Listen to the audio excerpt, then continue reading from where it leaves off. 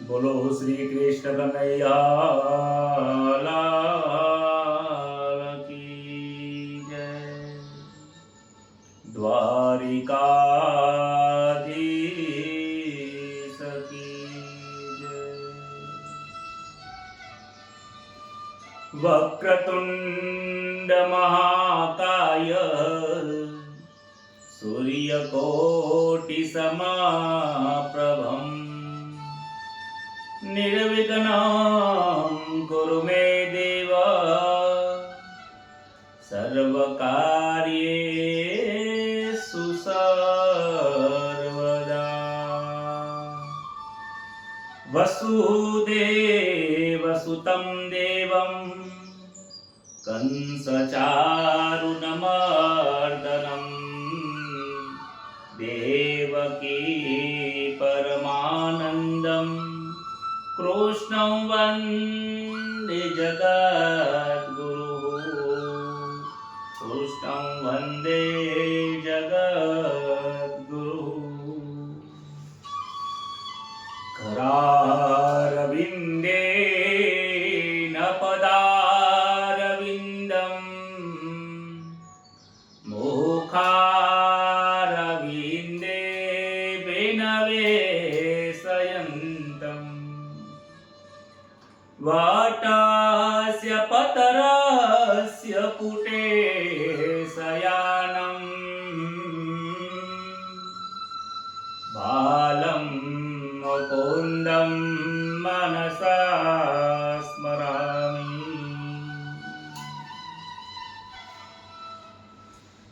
प्रथम नमो गुरुदेवने लरि लरि लागो पाय।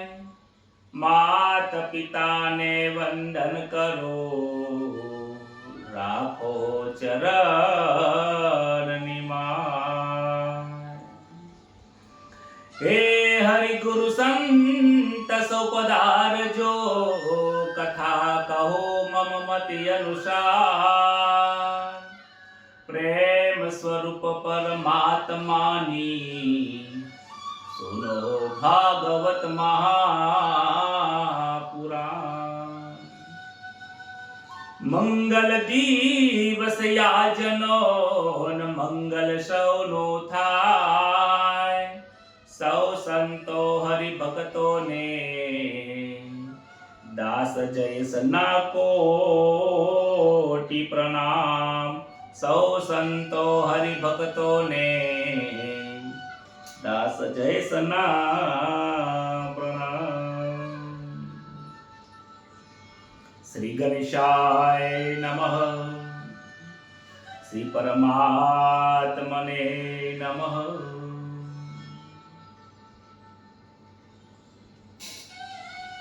परम पवित्र એવું જે પરમાત્માનું નામ છે, પરમ અને આદિ સ્વરૂપ, જેનો આદિ નથી, મધ્ય નથી ને અંત નથી, એ સ્વરૂપ જે પરમાત્મા છે, જે આ સમસ્ત સંસારના ધારણ કરવા વાળા જે નારાયણ સ્વરૂપ છે, જેને દેવતાઓ પણ વંદન કરે છે, અનેક ઋષિઓ પણ વંદન કરે છે, જે સ્વયં ઈચ્છાથી આ પૃથ્વી ઉપર અનેક અંશ સ્વરૂપ પરમાત્માના અંશ સ્વરૂપે, જે આત્મ સ્વરૂપે દરેક જીવાત્માની અંદર ચૈતન્ય સ્વરૂપે બિરાજમાન છે, એવા આપ સૌના હૃદય કમરના અંદર રહેલા પરમાત્માને હું વંદન કરું છું. શ્રીમદ ભાગવત મહાપુરાણની કથા એ જીવન મુક્ત કરે છે. ગઈકાલે આપણે ભાગવત કથાની અંદર શ્રીમદ ભાગવત પુરાણનો મહિમા જોયો હતો. મહિમાનો કોઈ અંત આવી શકે એવો નથી. અસિતગિરી સમમ સ્યાત કજ્જલમ સિંધુ પાત્રે સુરતરુવર શાખા લેખની પત્ર મૂળવી લિખતી અધિગ્રહિત વા શારદા સર્વકાલમ તદપ ગુણાનામ એસ પારમ નયાતિ તદપિ તવ ગુણાનામ મેસ પારમ નયાતિ. હિમાલય જેટલો અસિતગિરી જેટલો પહાડ હોય અને અસિતગિરી સમમ સ્યાત કજ્જલમ સિંધુ પાત્રે, અસિતગિરી હિમાલય જેટલી મોટો કલમ લીધો હોય, જેટલા પણ વૃક્ષો છે બધા વૃક્ષોની કલમ બનાવવામાં આવે, સંસારમાં જેટલો દરિયો છે દરિયાની આખી શાહી બનાવવામાં આવે, અને સાક્ષાત જે વિદ્યાના દેવી, હે ભગવાન વિદ્યાના દેવી સરસ્વતી માતા જો ગુણ લખવા બેસે, પૃથ્વી જેટલો કાગળ લઈને એના ઉપર જો કલમથી લખવા બેસે તો પણ હે પ્રભુ તમારા ગુણોનો પાર આવી શકે. ભાગવતનો ગમે તેટલા પણ મહિમા ગાઈએ એ મહિમા બહુ ઓછો પડે છે. ભાગવતની કથા મનુષ્યને ક્ષણે ક્ષણે સુખ આપવા વાળી કથા છે. ભાગવતની કથાથી પાપીમાં પણ પાપી જીવ હોય તો પણ એનો ઉદ્ધાર થઈ જાય છે. ગઈકાલે સુખદેવજી મહારાજનું પ્રાગટ્ય થયું છે. સુખદેવજી મહારાજે વ્યાસ મુનિને સમજાવ્યા છે કે માયામાં પડશો નહીં, માયા માર ખવડાવે છે, હું તો વિરક્ત છું, માયાથી પર છું, મને તમે સંસારમાં મૂકશો નહીં. નારદ મુનિ ફરતા ફરતા મનુષ્ય લોકમાં આવીને એમના દુઃખ અને દર્દો જોવે છે. ભક્તિના બે પુત્રો વૃદ્ધાવસ્થામાં આવી ગયા છે. પૃથ્વી ઉપર ભક્તિ ઓછી થવા લાગી છે. જ્ઞાન કોઈ પ્રાપ્ત કરતું નથી, વૈરાગ્ય તે જોવા મળતો નથી. આ દુખી થઈને સનત કુમારોની પાસે જાય છે અને સનત કુમારો તેમને ભાગવત કથાનું રસપાન કરાવે છે. આનંદવનની અંદર સનત કુમારો વક્તાશ્રી બન્યા છે અને નારદ મુનિ તથા બીજા જેટલા પણ ઋષિઓ છે 88,000 ઋષિઓ ત્યાં શ્રોતા તરીકે બેઠા છે. કહે છે કે જીવનની અંદર કર્મ જ મહાન છે. કર્મ કરતા કરતા ઈશ્વરની પ્રાપ્તિ કરવી બહુ જરૂરી છે. ભલે સંસારની અંદર તમે રહો, ખાઓ, પીઓ, ફરો, હરો, કોઈ પણ કાર્ય કરો, પરંતુ એની સાથે તમે ઈશ્વરને ન ભૂલશો. ઈશ્વરે તમને આટલું બધું આપ્યું છે તો થોડો સમય ઈશ્વર માટે ફાળવતા શીખો. જેમ પૈસા કમાવા માટે 8 કલાક નોકરી કરો છો, ભોજન કરવા માટે આપણે જેમ 2 કલાકનો સમય નીકાળીએ છીએ, વ્યવહારિક જીવનના કાર્યો માટે પોતાના માટે સમય ફાળવીએ છીએ, ઈશ્વર કહે છે કે મેં તને 24 કલાક આપ્યા છે, તું મને 1 કલાક તો આપ. બોલો રાધે રાધે. આજે સનત કુમારો કહે છે કે હે ઋષિઓ, ભાગવતની અંદર એક કથા આવે છે કે આ કથા ગમે તેટલો પાપી કેમ ના હોય, ગમે તેટલા અનેક પ્રકારના કોટી જન્મથી પાપ કરવા વાળો કેમ ના હોય, પરંતુ એ પાપીમાંથી પાપી દુષ્ટ વ્યક્તિ હોય, કુસંગી વ્યક્તિ હોય, માયામાં ફસાયેલો વ્યક્તિ હોય, એને આ શ્રીમદ ભાગવતની કથા એને મુક્ત કરે છે. પરંતુ દરેક ઋષિઓને બાંધે છે કે કથામાં કોઈ હસવાનું નથી. ભાગવતની કથાની અંદર અનેક રસોથી ભરેલી છે.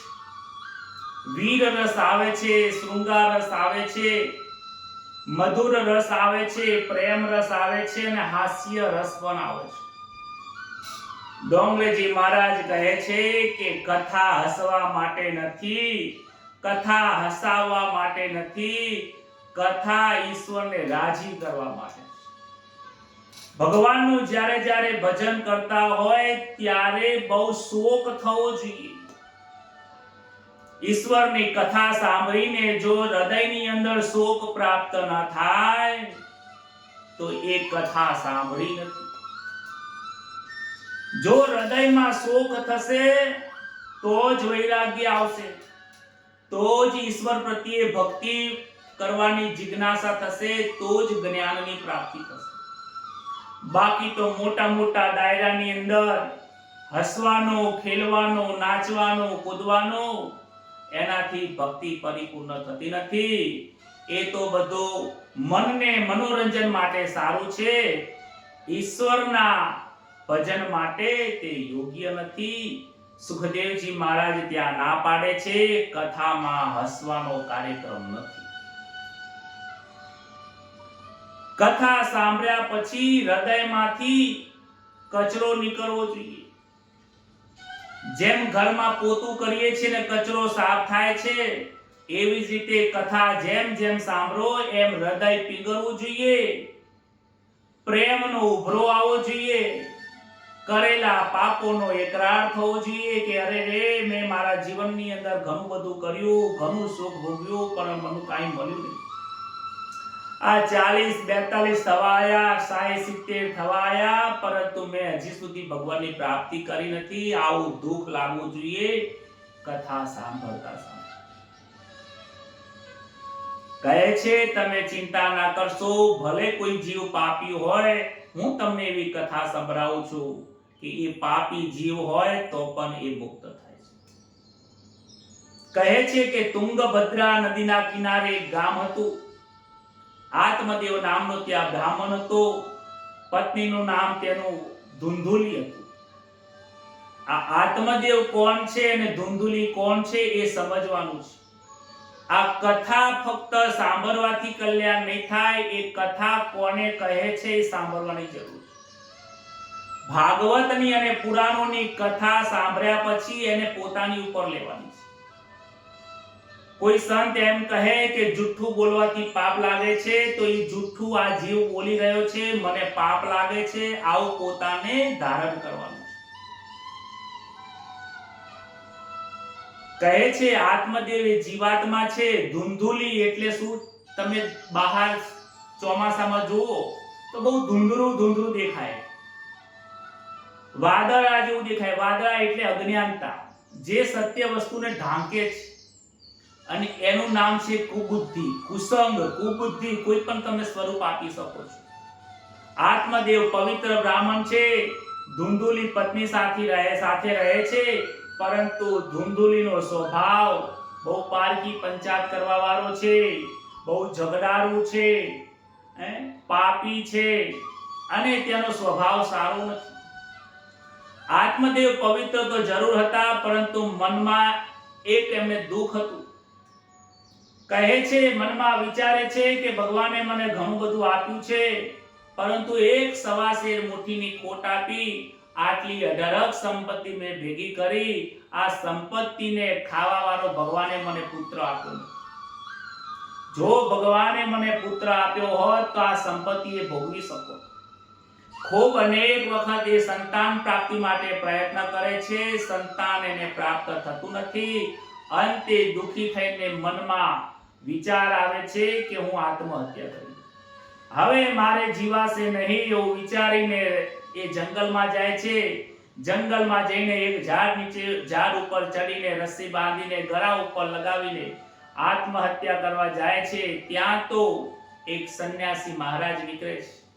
મહારાજ કોઈ મળે છે. સંન્યાસી મહારાજ કહે છે અરે અરે અરે આ શું કરો છો? એને નીચે ઉતારે છે, પાણી પાવે છે, અને શાંતિથી પૂછે છે કે ભાઈ તું આવું કેમ કરે છે? તારું નામ શું છે? કહે છે કે મારું નામ આત્મદેવ છે. ભગવાને મને ઘણું બધું આપ્યું, પણ સંતાન નથી આપ્યું. સંન્યાસી મહારાજ કહે છે અરે સંતાન નથી એમાં આત્મહત્યા કરવા કેમ જાય છે? તારું નામ તો આત્મદેવ છે જ્ઞાની, અને કામ કરે છે અજ્ઞાની જેવું. અરે પુત્ર નથી તો ભગવાનની કૃપા સમજ, કારણ કે તારી પાસે પુત્ર નથી એટલા માટે ભગવાને પુત્ર આપ્યો નથી કે તારી પાસે જે ધન છે એ તારી હાથે જ સત્કર્મ કરવાનું લખ્યું છે. અરે પુત્ર આપ્યો નથી એ દુઃખ નથી. અરે એમાં તું ભગવાનની કૃપા પ્રાપ્ત કર. પરંતુ આ જે આત્મદેવ છે એ સમજતો નથી. સંન્યાસી મહારાજને કહે છે, મહારાજ તમે તો શું જાણો, પુત્ર નથી, મને કેટલું દુઃખ છે. પુત્ર હોત તો મારા મૃત્યુ પછી મને એ જો પિંડદાન આપે તો એ પિંડદાનથી મને પણ મોક્ષ મળી જાય. અરે પુત્રની ખૂબ જરૂર છે. પુત્ર વગર વાંજિયાપણું કહેવાય છે. એ હું વાંજ્યો છું, લોકોના ટેણા અને મોણા હું સહન કરી શકતો નથી. પુત્રની મારે જરૂર છે, ગમે તેમ કરી મને પુત્ર આપો. સંન્યાસી મહારાજ બહુ સમજાવે છે, અરે આત્મદેવ તમે શું કામ ચિંતા કરો છો? તમને શું એમ લાગે છે કે ભાતનો બનાવેલો પિંડ તમારો પુત્ર મૃત્યુ પછી આ દાન કરે તો શું તમને સદગતિ થઈ જશે? શું ભાતનો બનાવેલો પિંડથી જો સદગતિ થઈ જતી હોત તો દુનિયામાં બધાય આપે છે તો આ જીવન આ પૃથ્વી ઉપર કોઈ બધાનો મોક્ષ થઈ ગયો હોત. અરે જ્ઞાની પુરુષ છો, જરા સમજો. પિંડ આપવાની ના નથી, પણ સાચો પિંડ કયો છે એ તો સમજો. હે આત્મદેવ, આ શરીર છે એ પિંડ છે. તમને આજે સરસ મોકો મળ્યો છે કે આ પિંડને પ્રભુને આ મનુષ્ય જન્મમાં જ પોતાની હાથે ભગવાનને સમર્પણ કરો. ગીતાજીમાં ભગવાને 6થા અધ્યાયની અંદર 5મા શ્લોકમાં કહ્યું છે કે મનુષ્યએ પોતાનો જાતે જ આત્માનો ઉદ્ધાર કરવાનો છે. પોતાનો મોક્ષ જાતે જ કરવાનો છે. આત્માનો મોક્ષ જાતે જ કરવાનો છે. એ જીવાત્માનો મોક્ષ કોઈના હાથે થવાનો નથી. અને પાપ કર્યા હોય એને શું ભાતના પિંડથી મુક્તિ મળી જતી હશે?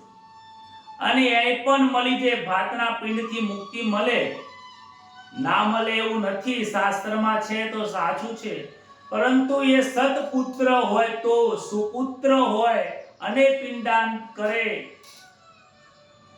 ધ્રુવ અને પ્રહલાદ જેવા પુત્ર હોય તો પાપી પિતા હોય તો એનો ઉદ્ધાર થાય છે, પણ જેના પુત્રો જ ખરાબ હોય તો એના પિતા ગમે તેટલા સંત હોય તો એને પણ નરકમાં નાખે છે.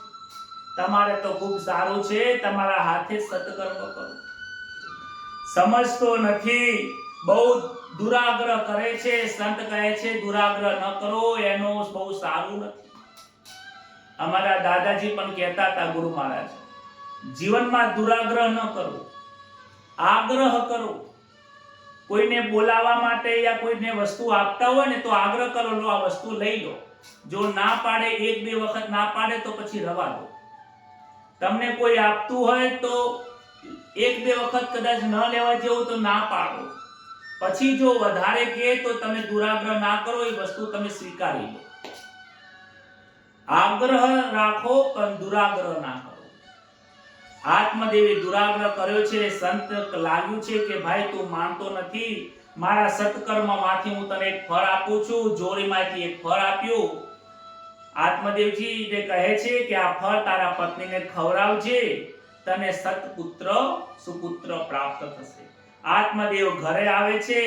ફળ પોતાની જાતે જો પત્નીને ખવડાવે હોત તો સારું હતું, પરંતુ એ પત્નીના હાથમાં આપ્યો. પત્નીએ હાથમાંથી ફળ લઈ લીધું અને તે પોતે જાતે ફળ ખાતી નથી. કહે છે કે આ ફળ ખાવાથી તને પુત્રની પ્રાપ્તિ થશે. આત્મદેવ ત્યાંથી નીકળી જાય છે. ધુંધુલીએ વિચાર કર્યો કે આ ફળ હું ખાઈશ તો મને ગર્ભ રહેશે, ગર્ભની પીડા સહન કરવી પડશે, ગર્ભ દરમિયાન મારે ધર્મનું આચરણ કરવું પડશે, ગર્ભ ધારણ કર્યા પછી મારું શરીર બેડોળ બની જશે, પ્રસૂતિની પીડા સહન કરવી પડશે. આ બધું મારાથી સહન થતું નથી. એવામાં એની એક નાની બહેન આવે છે. બહેન પણ કુબુદ્ધિની બહેન પણ કુબુદ્ધિ જ હોય છે. એ કહે છે, બહેન તું ચિંતા કરીશ નહીં, આ તારી પાસે જે ફળ છે ને એ તારા ગાયને ખવડાવી દે. અને મને પણ ગર્ભ રહેલો છે, થોડા સમય પછી મને જે બાળક થશે એ બાળક હું તને આપી દઈશ, તારે દુઃખ સહન નહીં કરવું પડે. એના બદલામાં તું કંઈક દ્રવ્ય પૈસા તારા જીજાજીને આપી દેજે તો એ પણ આનંદ કરશે. વિચાર કરો, આ જીવાત્માને ફળ તો ખાવું છે પણ કર્મ કરવું નથી. જીવાત્માને દુઃખ ભોગવવું નથી અને સુખની આશા રાખે છે તો વિચાર કરો એ ફળ કેવું પ્રાપ્ત થશે. હું ખાઉં અને તમારું પેટ ભરાય, તમે અભ્યાસ કરો અને હું પાસ થઉં, તમે ભક્તિ કરો અને દર્શન મને થાય, આવું આ સંસારમાં શક્ય બનતું નથી. બોલો રાધે રાધે. રાધે રાધે બોલના પડે. સમજવાની ખૂબ જરૂર છે. થોડો સમય ગયો છે, નાની બહેન પોતાના પુત્રને લઈને ધુંધુલી જોડે આવે છે અને બાળક આપે છે. એ બાળક લઈને પોતાના પતિ એટલે આત્મદેવને આપે છે કે આ મારો બાળક છે, મારો કાલે જ રાત્રે જન્મ થયો છે. આ બાળકનો આત્મદેવ બાળકને હાથમાં લે છે, જોવે છે, મનમાં વિચારે છે કે આ 1 મહિનાનો જેવો બાળક લાગે છે, આ તાજો જન્મેલો લાગતો નથી. આ ધુંધુલી પણ ભાઈ કુબુદ્ધિ હતી, આત્માની વાત તો સમજે ને. કહે છે કે મહારાજ આ તો સંતનું આપેલું ફળ છે ને એટલે તાજો અને તગડો જન્મ્યો છે, એટલે વાળ મોટા અને ચામડી સરસ, આટલું સરસ તેજસ્વી પુત્ર છે. આત્મદેવ પત્નીની વાત માની જાય છે. બીજી બાજુ થોડા દિવસ પછી ગાયને જે ફળ ખવડાવ્યું હતું એમાંથી એક બાળકનો જન્મ થયો છે. એ બાળકના કાન ગાય જેવા હતા, ગાયના વાછરડા જેવા એના કાન હતા, માટે એનું નામ ગોકર્ણ રાખ્યું છે. અને ધુંધુલીએ પોતાના બાળકનું નામ ધુંધુકારી રાખ્યું. વ્યક્તિના નામ ઉપરથી એનો સ્વભાવ પરખાઈ જાય છે. ધુંધુકારી પણ એની માં જેવો સ્વભાવ થયો. ખૂબ એનું આચરણ સારું નહોતું. બાળપણમાંથી ચોરી જુગાર કરતો હતો, ધર્મની વિદ્યા ભણતો નહોતો. તે સ્નાન અને શૌચ ક્રિયા પણ કરતો નથી. શૌચ ક્રિયા કર્યા પછી સ્નાન કરતો નથી. સંધ્યા વંદન માળા વંદન કરતો નથી. અને જેમ જેમ મોટો થાય છે તેમ તેમ તેમ આ ધુંધુકારી ખોટા રસ્તા ઉપર ચોરી કરવા લાગ્યો, પાપ કરવા લાગ્યો અને ખોટા કાર્ય કરવા લાગ્યો. આ બાજુ ગોકર્ણ સંતનું ફળ હોવાથી એ બહુ જ્ઞાની અને પંડિત બન્યા છે. સમય જતા ધુંધુકારી મોટો થયો છે, 5 વેશ્યામાં ફસાયો છે. 5 વેશ્યા એટલે આ જીવાત્મા 5 વિષયોમાં ફસાયો છે. ખાવું, સારું સારું ખાવું, સારું સારું પીવું, બોલવું, ચાલવું, હરવું, ફરવું, સુખ ભોગવવું, આ જે ઈચ્છાઓ થવી એ જ આ ધુંધુકારી, એ જ વિષયો છે. આપણા મનમાં સંસારનું સુખ ભોગવવાની ઈચ્છા થવી એ જ 5 વેશ્યાઓ છે, એ જ ધુંધુકારી છે. ઘણું બધું પ્રયત્ન કરે છે. આત્મદેવ પોતાના પુત્રને સમજાવે છે પણ સમજતો નથી. ચોરી કરવા લાગે છે, રાજ્યમાં પણ ચોરી કરે છે. પુત્રનું દુરાચરણ જોઈ આત્મદેવને બહુ દુઃખ થાય છે. ઘણી વખત તો આ દુરાચારી પુત્ર પોતાના માતા પિતાને મારે છે. ધન લઈ લે છે, ધન ઘરમાં જે હતું એ વેચી મારી દે છે. ખોટા કર્મ ઉપર જઈને આખું ઘરનું પાયમાલ કરી નાખે. પિતા પુત્રનું આ આચરણ જોઈને બહુ દુખી થાય છે. ત્યારે જે જ્ઞાની પુત્ર જે છે ગોકર્ણ એમની પાસે આવે છે અને કહે છે, હે પિતાજી, તમે દુખી શા માટે થાઓ? તમે દુરાગ્રહ કરીને પુત્રની પ્રાપ્તિ કરવા માટે પ્રયત્ન કર્યો હતો. આજે તમને થાય છે કે આના કરતા હું વાંઝ્યો રહ્યો હોત તો સારું હતું.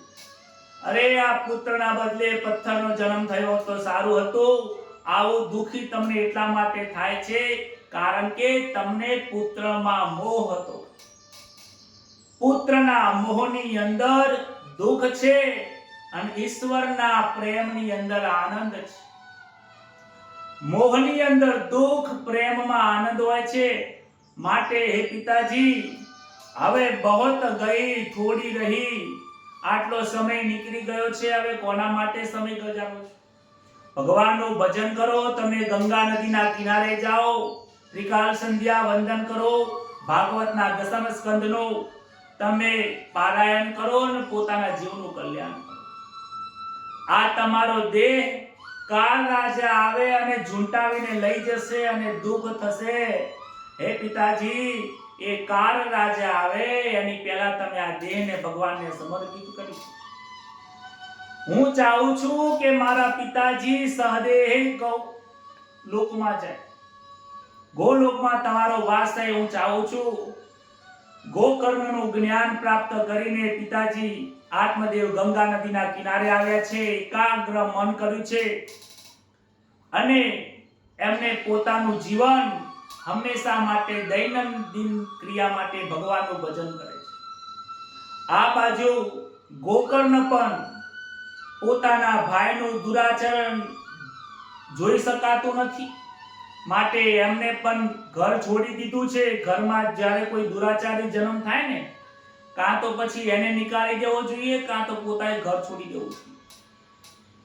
ગોકર્ણ પણ ત્યાંથી તીર્થયાત્રા માટે નીકળી ગયા છે. આ બાજુ આત્મદેવ પણ ભગવાનનું ભજન કરે છે અને ઈશ્વરના નામનો જપ કરે છે, ભાગવતના દસમ સ્કંદનો પાઠ કરે છે અને અંતે પોતે જે વૈકુંઠમાં જાય છે. આ બાજુ જે ધુંધુકારી છે, 5 વેશ્યામાં ફસાયો છે, ઘણું બધું દ્રવ્ય એને ગુમાવી બેઠો છે. વેશ્યાઓને ખુશ કરવા માટે એ રાજાના ત્યાં ચોરી કરે છે. વેશ્યાઓને ખબર પડી કે આ ચોરી કરે છે, રાજા પકડશે તો આપણું પણ આયુ બની જવાનું છે. માટે એક દિવસ એ ધુંધુકારીને પકડીને રૂમની અંદર બાંધી દે છે. બાંધીને ખૂબ ઢોર આ 5 વિષયરૂપી વેશ્યાઓ એને મારે છે. મોઢામાં અવાજ ના કરે તો અગ્નિના અંગારાઓ મોઢાની અંદર નાખી દે છે. જે વિષયોમાં ફસાય છે એના મુખમાં અંગારાઓ પડે છે. અંતે ધુંધુકારી મરી જાય છે. આ વેશ્યાઓ એમનો અગ્નિ સંસ્કાર કરતી નથી, એ રૂમની અંદર ખાડો ખોદીને દાટી દે છે. અગ્નિ સંસ્કાર ન કરવાના કારણે આ પાપી જીવ મોટો પ્રેતાત્મા બને છે, પ્રેત બને છે. આ પૃથ્વી ઉપર ભટકવા લાગે છે. શાસ્ત્રમાં લખ્યું છે કે જો પ્રેતનું યોગ્ય સમયે એનો મોક્ષ ન થાય તો 1500 વર્ષનું એનું આયુષ્ય હોય છે. વાસના રૂપી પ્રેત 1500 વર્ષ સુધી ભોગવવું પડે છે. આવું ગરુડ પુરાણમાં લખ્યું છે. માટે વાસનાઓને છોડજો, એવી આ કથા છે. સંસારને ભૂલવાની આ કથા છે. આ બાજુ ગોકર્ણ તીર્થયાત્રા માટે નીકળ્યા છે. ખબર પડી કે પોતાનો ભાઈ ધુંધુકારે મૃત્યુ પામ્યો છે. ગયાજી જાય છે, ત્યાં પિતૃઓનું શ્રાદ્ધ કરે છે. ગયાજી પિતૃ શ્રાદ્ધ માટે છે અને આપણે જે સિદ્ધપુર છે માતૃ શ્રાદ્ધ માટે ખૂબ પ્રખ્યાત છે.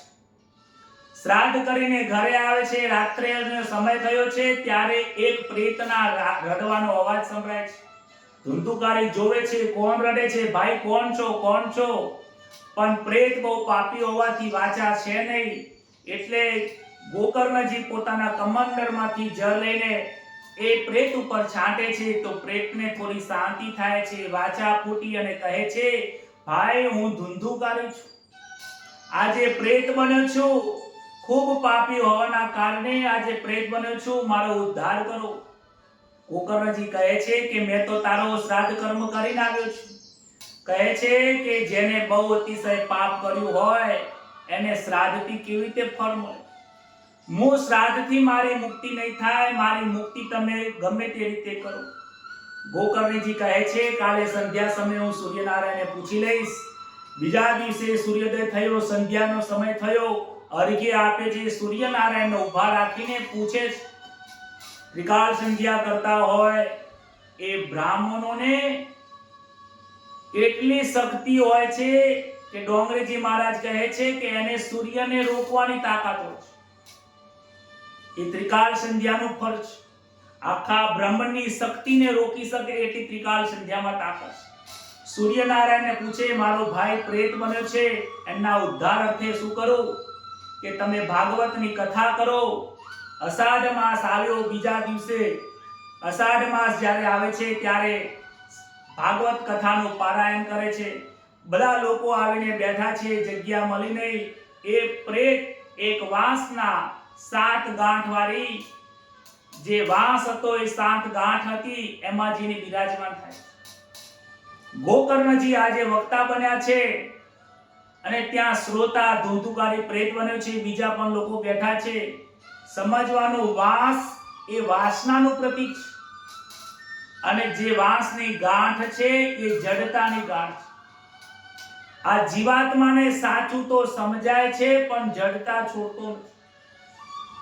7 દિવસ સુધી કથા કરી. 7મા દિવસે પરીક્ષિતના મોક્ષની કથા આવી. પરીક્ષિતના મોક્ષની કથા સાંભળ્યા બાદ એમાંથી દિવ્ય પુરુષ બહાર આવ્યો છે. ગોકર્ણજીને વંદન કરે છે, પ્રણામ કરે છે. વૈકુંઠમાંથી પાર્ષદો આવ્યા છે અને આ દિવ્ય પુરુષને રથમાં બેસાડીને જાય છે. ત્યારે ગોકર્ણજી પૂછે છે પાર્ષદોને, ભગવાન નમસ્કાર કરું છું, તમે ધુંધુકારીને લઈ જાઓ છો, અહીંયા કથા બધાય લોકોએ સાંભળી છે, બધાનું શું થશે? અમારે બધાને કેમ મોક્ષની પ્રાપ્તિ નથી થઈ? ત્યારે કહે છે, પાર્ષદો કહે છે કે તમે બધાએ કથા કરી છે, કથા કાનથી સાંભળી છે, તમે પગથી અને શરીરથી મંડપમાં આવ્યા છો. ધુંધુકારીના જેમ તમે કથા સાંભળી નથી. તમે જો ધુંધુકારીના જેમ કથા સાંભળશો, એને એક મનથી એક ચિત્તથી કથા સાંભળી છે. જ્યારે કથા સાંભળો, એક મન એક ચિત્તથી સાંભળો, એકાંત થઈને સાંભળો. એને ઉપવાસ કર્યો છે, એને બટાકા નથી ખાતા. એને કથા પૂર્ણ થયા પછી મનન કર્યું છે, કથા કર્યા પછી એને બીજું કોઈ વાતચીત કરી નથી. એને કથાને પોતાના હૃદયમાં ઉતાર્યું છે. માટે આ દિવ્ય પુરુષ બન્યો છે. આજે આ પાપી નથી. આજે આ પાપી નથી. આજે આ પરમહંસ બનીને આ વૈકુંઠમાં જાય છે. ગોકર્ણને થયું કે આપણે રહી ગયા, કથા કરી પણ કથાને સમજ્યા નહીં. પાછો અષાઢ પછી બીજા મહિના શ્રાવણ મહિનામાં ફરીથી કથા કરી છે અને કથાનો મંડપ થયો છે. બધા લોકો આવ્યા છે અને સઘળા લોકો ઋષિ મુનિઓ બેઠા છે. આ વખતે તો વિચાર કર્યો છે કે આ વખતે આપણે ભૂલ કરવી નથી. અષાઢ મહિનામાં આપણે કથા કરી, બરાબર સાંભળીને, ખૂબ એકાગ્ર ચિત્તથી કીર્તન કરીને, મન શાંત કરીને, એક અંત લાવીને, મનના બધા વિચારોને શાંત કરીને ભગવાનની કથા સાંભળી છે. 7 દિવસ કથા કરી છે. આનંદ થયો છે, જય જયકાર થયો છે. અને ત્યાં તો ભક્તિ મહારાણી પધારી છે. પોતાના બંને પુત્રો આવ્યા છે. ભક્તિ રાણી આવે અને જ્યાં કીર્તન થાય, ભજન થાય, સત્સંગ થાય, ત્યાંથી ભક્તિ રાણી અને એમના પુત્રો જ્ઞાન અને વૈરાગ્ય પણ હુષ્ટપુષ્ટ થયા છે. ઉત્તમ કથા સાંભળવાથી વૈરાગ્ય આવે છે, જ્ઞાનની પ્રાપ્તિ થાય છે. આ રીતે કથા સાંભળ્યા બાદ ભગવાન સંતુષ્ટ થયા છે અને ભગવાન નારાયણ ત્યાં પ્રસન્ન થયા છે અને ત્યાં દર્શન આપવા આવ્યા છે. બોલો શ્રી કૃષ્ણ કનૈયા લાલ કી જય. ભાગવત ભગવાન કી. ભગવાન પ્રગટ થયા છે. ભગવાન કહે છે, હે ગોકર્ણજી, આજે હું ખુશ થયો છું, માગો માગો શું વરદાન જોઈએ? ગોકર્ણજી કહે છે, ભગવાન હું શું માગું? તમે ઘણું બધું આપ્યું છે. તમારા દર્શનની જે એક આસ હતી, બીજી શું માગો? છતાં પણ કંઈક માગો, શું જોઈએ? જો તમારે કંઈ આપવું હોય તો એટલું જ માગું છું કે જ્યારે જ્યારે કોઈ ભક્તો ખરા અંતરથી તમારા ભાગવતની કથા સાંભળે, જ્યારે વૈષ્ણવો તમારા નામનું કીર્તન કરે, ત્યારે એમના હૃદયમાં જરૂર બિરાજજો. જે આ ખરા મનથી ભાગવતની કથાને હૃદયમાં ઉતારે, એને સાક્ષાત તમે દર્શન આપો. આ રીતે દરેક લોકોએ ભગવાને તેમને બધાને વૈકુંઠમાં વાસ કરાવ્યો છે. આનંદથી બધા લોકો વૈકુંઠમાં ગયા છે. વેદાંતના સિદ્ધાંતો વ્યાસ મુનિજીએ આની અંદર ભાગવત કથામાં બહુ સારી રીતે વર્ણન કર્યું છે. ગમે તેવો પાપી હોય તો પાપને હરનારી આ ભાગવત કથા છે. ભવસાગરની અંદર ગમે તેટલો આ ભવનો રોગ છે, ભવને રોગમાંથી દૂર કરવા વાળી એકમાત્ર કોઈ દવા હોય તો આ ભાગવતની કથા છે. જેમ રોગ થયો હોય તો દવા લેવી પડે અને દવાને જલ્દી અસર કરવા માટે પરેજી રાખવી પડે, ચડી પાડવી પડે.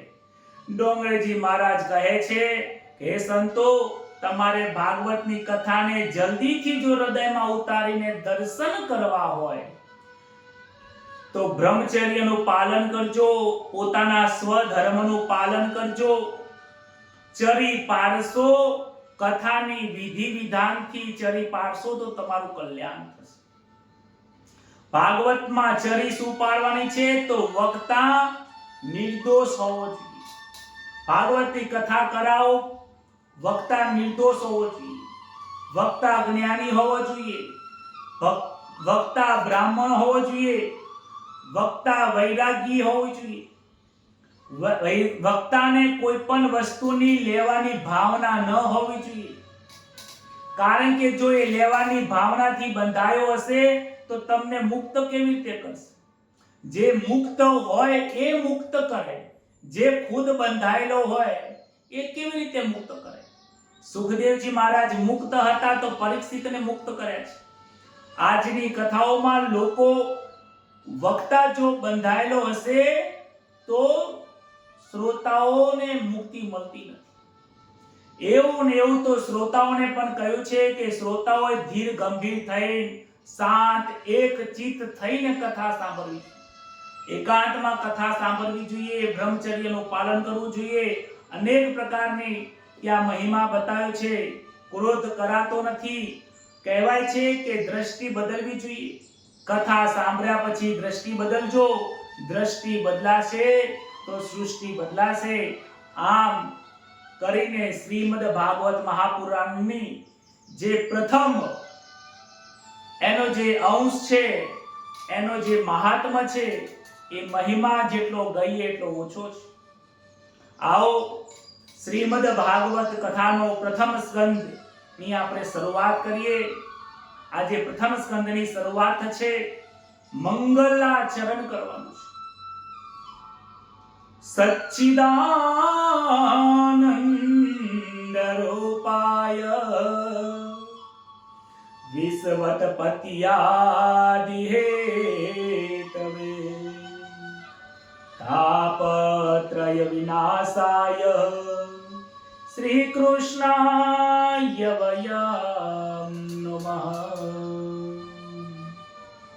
આ ભાગવતની કથા મંગલ આચરણ કરવાની કથા છે. જેનું આચરણ મંગલ છે તેનું મનન અને ચિંતન કરવાથી મંગલાચરણ થાય છે. વ્યાસજીએ મંગલાચરણમાં ભગવાનને વંદન કર્યા છે અને વંદન કરીને કહે છે કે પ્રભુ, હું તમારો છું, તમે મારા છો. શરણાગતિ સ્વીકારીને ભાગવતની શરૂઆત કરો. જ્ઞાનની પ્રાપ્તિ કરવી હોય તો શરણાગતિની બહુ જરૂર છે. અને શરણાગતિ ત્યારે સ્વીકારવામાં આવે છે જ્યારે જીવ અધિકારી બને છે. ભાગવતનો પ્રથમ સ્કંદ એ અધિકાર લીલા છે. બોલો રાધે રાધે. ગઈકાલે કહ્યું હતું ને, અધિકાર વિના મુક્તિ મળતી નથી, અધિકાર વિના જ્ઞાન પ્રાપ્તિ મળતી નથી. ડોંગરેજી મહારાજ કહે છે કે જીવનમાં ગુરુ બનાવી દે છે.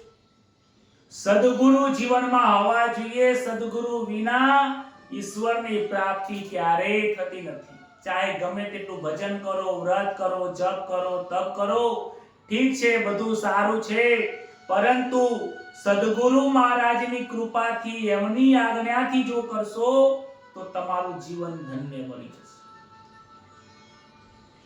મંગલાચરણ એટલે કે મંગલ આચરણ. કથા સાંભળ્યા પછી જીવનમાં નક્કી કરો કે આજથી મારે આચરણ બદલવું છે. કથા સાંભળ્યા પછી પોતાનું આચરણ બદલાવવું છે. બહુ બોલવાની આદત હોય તો ઓછું બોલવાની આદત કરી દઈએ. વધારે પડતું જૂઠું બોલવાની આદત હોય તો ભગવાનને પ્રાર્થના કરીએ કે હવે હું જૂઠું નહીં બોલું, યા તો ઓછું બોલવાનો પ્રયત્ન કરું. હિંસા ન કરવી, ચોરી ન કરવી, ભગવાનમાં ભક્તિમાં જ મન રાખવું, આવા અનેક પ્રકારના સત્કર્મોથી ભગવાનની પ્રાપ્તિ કરવા માટે મંગલાચરણ કરવાનું હોય છે. મંગલ સંસારનું ચિંતન કરવાથી મન બગડે છે, પરમાત્માનું ચિંતન કરવાથી મન સુધરે છે. આવું ડોંગરેજી મહારાજ કહે છે. ભમરો હોય ને, ભમરો, એ તમે જોજો, ભમરીને લઈને પોતાના ઘરમાં મૂકી દે ને પછી એને ડંખ મારે. ડંખ મારીને કહે છે કે તું ઈયર નથી, તું ભમરી છે, ભમરી છે. અને ભમરીને માનસિકતા બદલાઈ જાય છે, ઈયરની માનસિકતા બદલાઈ જાય છે. ત્યારબાદ એ ઈયરમાંથી ભમરી બની જાય છે. યાદ રાખજો કે આપણે જેનું પણ ચિંતન કરીએ છીએ, મનન કરીએ છીએ, આપણું જીવન એવું થઈ જાય છે. આ જીવન, આ મન ખાવાનું ચિંતન કરશે તો એને ભોજન મળે છે, પૈસાનું ચિંતન કરે તો પૈસા મળે છે, જગતનું ચિંતન કરે જગત મળે છે, વાસનાનું ચિંતન કરે તો વાસના મળે છે, ધંધાનું ચિંતન કરે ધંધો મળે છે, પરમાત્માનું ચિંતન કરે છે તો મારો વાલો તમને દર્શન કરવા આપતા. મીરાબાઈએ ભગવાનનું ચિંતન કર્યું, ભગવાન દર્શન કરવા આવ્યા. ચિંતનથી ચિત્તની શુદ્ધિ થાય છે. કહે છે કે જેને જગત સાચું લાગે છે તે જગતને પ્રેમ કરે છે, જેને પરમાત્મા સાચા લાગે છે તે પરમાત્માને પ્રેમ કરે છે. આ પ્રેમ કરવા માટે કોઈ લાયક કોઈ વ્યક્તિ હોય, કોઈ હોય, એ પરમાત્મા. પરમાત્માને પ્રેમ કરશો તો સુખી થશો, સંસારને પ્રેમ કરશો તો દુખી થશો. સાચી વાત કહું તો સંસારને થાય એ પ્રેમ નથી, એ સંસારની સાથે થાય એ મોહ છે. ઈશ્વરની સાથે થાય એ પ્રેમ, સંસારના જીવોની સાથે થાય એ મોહ છે. મોહની અંદર માયા છે, પ્રેમની અંદર આનંદ છે. માયાની અંદર મારું મારું કરવાની ઈચ્છા થાય છે, જ્યારે પ્રેમની અંદર તારું તારું કરવાની ઈચ્છા. જ્યારે માયા અને મોહ અને સંસારના પ્રેમની અંદર, માયાની અંદર આપણને ઈચ્છા થતી હોય છે, પણ જ્યારે અહીંયા ત્યાગની ભાવના થતી હોય છે. બંને વસ્તુ અલગ છે. જ્યાં તમારી પાસે કોઈ અપેક્ષા રાખે તો સમજવાનું એ પ્રેમ નથી. તમને કોઈની પાસેથી અપેક્ષા હોય તો એ પ્રેમ નથી, એ મોહ છે. મોહની અંદર દુઃખ, પ્રેમમાં સુખ થાય છે. મોહની અંદર બંધન થાય છે, પ્રેમમાં મુક્તિ થાય છે. કેટલો બધો તફાવત છે. આજે તો આપણે એમ કહેતા હતા કે ભાઈ અમને અમારા બે ભાઈઓ વચ્ચે બહુ પ્રેમ છે, એટલે પ્રેમ નથી. એ ભાઈ એક વખત જો તમને કામ કરવા માટે ના પાડશે ને, જોજો આપણું મોઢું આમ મળી જશે. બોલો રાધે રાધે. લાગે છે પોતાની પત્ની એક કામ કરવાનું ના પાડે એટલે પતિને મોઢું મળી જાય, ગઈ જેવું. પત્ની છે ને કામ નથી કરતી, કેમ બહાર ફરવા જવાનું કીધું હોય, જો ના પાડે કે આજે રજા નથી મળી એટલે પત્નીનું મોઢું બગડી જાય. હવે આ પ્રેમ ક્યાં છે? આ તો મોહ છે. એટલા માટે ત્યાં દુઃખ છે. જ્યાં જ્યાં દુઃખ આવે ત્યાં સમજી લેવાનું કે અહીંયા મારો મોહ છે. અને જ્યારે તમને કોઈ પણ વ્યક્તિ પ્રત્યે, કોઈ પણ જગ્યા ઉપર ગમે તેવી પરિસ્થિતિ ઉત્પન્ન થાય અને જો તમને દુઃખ ન થાય તો સમજવાનું ત્યાં પ્રેમ છે. પ્રેમમાં લીલા હોય છે અને માયામાં ક્રિયા હોય છે. ભગવાન લીલા કરે છે અને જગતના જીવો ક્રિયા કરે છે. જગતના જીવો જે ક્રિયા કરે છે એમાં બંધન થાય છે, એમાં પાપ થાય છે, એમાં દુઃખ થાય છે. ઈશ્વર ક્યારેય ક્રિયા કરતા નથી. ઈશ્વર તો નિષ્ક્રિય છે. ગીતાજીમાં ભગવાન કહે છે જીવનમાં જે દુઃખ વ્યક્તિને પ્રાપ્ત થાય છે એને પોતાના મનનું જ કારણ છે. ભગવાનને પ્રાર્થના કરવાની કે ભગવાન મને સુખમાં અને દુઃખમાં તમે મને સ્થિત રાખજો. સુખમાં મને કોઈ ઈચ્છા ન થાય અને દુઃખમાં મને કોઈ ચિંતા ન થાય, એનું નામ સ્થિત પ્રજ્ઞ. આવું ગીતાજીમાં ભગવાને કહ્યું છે. એટલે અમારા ગુરુ મહારાજ કહે છે, સુખમાં દુઃખમાં આવીને સંભાળજો, હે પ્રભુ સરનો માય મને રાખજો. ભગવાનને એમ જ કહેવાનું છે કે ભગવાન મને સુખમાં દુઃખમાં સમતા રાખજો. જ્યારે બહુ પૈસા આવે ને ત્યારે આપણને ઈચ્છાઓ થાય, અહીંયા ફરી આવો, અહીંયા આમ કરી આવો, તેમ કરી આવો, ઈચ્છા થાય છે. ઈચ્છા ન થવી જોઈએ. અને દુઃખ આવે તો પણ ખરાબ પરિસ્થિતિ આવે, લાગે કે ભગવાને મારી સાથે આવું કર્યું, આ વ્યક્તિ મારી સાથે આવું કર્યું, તો દુઃખમાં દુઃખી થઈ જાય છે. તો એને સ્થિત પ્રજ્ઞ નથી કહેવાતું. સુખમાં દુઃખમાં સ્થિત રહે એને સ્થિત પ્રજ્ઞ કહેવાય છે. ભગવાનની પાસે આવું માંગવાનું છે. ભગવાન પાસે પૈસો માંગશો તો ભગવાન પૈસો આપી દેશે. સંસારનું સુખ માંગશો તો સંસારનું સુખ આપશે. ભગવાનની પાસે કહે છે કે હે પ્રભુ, ડોંગરેજી મહારાજ કહે છે કે ભગવાનની પાસે તમે જે માંગો છો ભગવાન આપી દેશે, પણ ભગવાનની પાસે ભગવાન તમને આપશે. ભગવાન બધું આપશે, ભગવાન તમને ભક્તિ નહીં આપે. તમે વ્યવહારિક જીવનમાં જુઓ કે મિત્ર ભાવની અંદર તમે કદાચ કોઈની પાસે 5,000 10,000 રૂપિયા માંગો ને તો એક વખત તમને આપી દેશે, બીજી વખત માંગવા જશો તો એને દુઃખ થશે. તમારા મીઠા સંબંધો ખરાબ સંબંધો થઈ જશે. કેમ? માંગવાથી સંબંધો ખરાબ થાય છે. ડોંગરેજી મહારાજ ના પાડે છે, ઈશ્વરની પાસે ક્યારે માંગશો નહીં. કારણ કે તમે ઈશ્વર જોડે માંગો છો તો એ સાબિત થાય છે કે તમને ઈશ્વર ઉપર ભરોસો નથી. અરે માંગવાનું એની પાસે હોય જે ના આપતો હોય. ઈશ્વરે આ જીવાત્માને કેટલું આપ્યું છે, કેટલું આપ્યું છે. આ જીવને જેટલી જરૂરિયાત છે એ બધી જ જરૂરિયાત પરમાત્માએ પૂર્ણ કરી છે. ઈશ્વર જોડે માંગવાનું નથી. ડોંગરેજી મહારાજ એમની ભાગવતમાં સ્પષ્ટ ના પાડે છે. અરે સુદામાની જેવી સ્થિતિ ગરીબ હતી, સુદામા મળવા ગયા હતા ભગવાનને, છતાં પણ એમણે માંગ્યું નથી. કોઈ દિવસ કોઈની પાસે હાથ લંબાવીને પોતાની પ્રતિષ્ઠા ગુમાવશો નહીં. તમારી આબાદી રહેશે. પોતાના દુઃખનું વર્ણન કોઈને કરશો નહીં. ભગવાનની પાસે કાંઈ માંગવું નહીં. જો નહીં માંગો તો ભગવાન તમારો ઋણી થઈ જશે, અને ભગવાનની પાસે માંગશો તો તમે ભગવાનના ઋણી થઈ જશો. બોલો રાધે રાધે. સમજાય છે? સમજાય તો બોલો રાહા. આપણે જો ભગવાનની પાસે માંગીએ તો ભગવાન આપણે આપી દેશે તો આપણે ઋણી બની જઈશું. આપણે ભગવાનને આપવું પડશે, કારણ કે એમની પાસેથી લીધું છે. ડોંગરેજી મહારાજ ના પાડે છે, સજ્જનો ભગવાન જોડે માંગતા નહીં, પરંતુ ન માંગીને ભગવાનને ઋણી બનાવો.